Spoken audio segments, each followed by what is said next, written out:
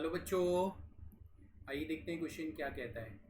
Consider the collision between the argon molecule and the nitrogen molecule in the mixture of an argon and nitrogen kept at the room temperature. Now, which of the following are possible? Okay, see, there is a collision between the argon molecule and the nitrogen molecule when the two gases are kept at the room temperature.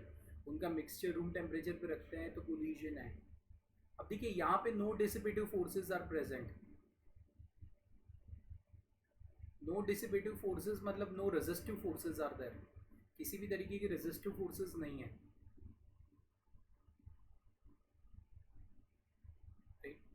तो इसमें जो होगा right, mechanical energy conserve हो जाएगी right. Change in kinetic energy plus change in potential energy का जो summation हो जाएगा राइट, वो जीरो हो जाएगा।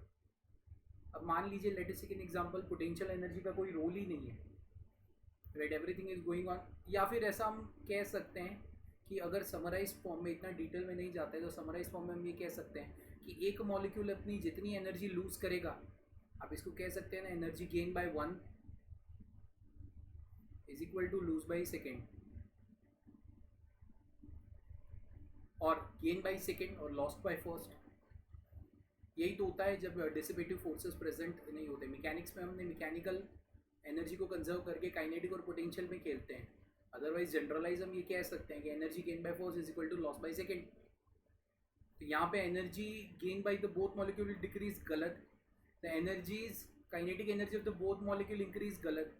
Okay, kinetic energy of the argon increases, हाँ, एक का इंक्रीज होगा तो दूसरे का डिक्रीज होगा। C and D, the two options are the perfect answer for this specific question.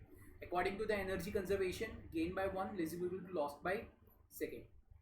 So these two options are the perfect answer for this specific question. Hope so you all understand this, bacha ji. Thank you and all the best.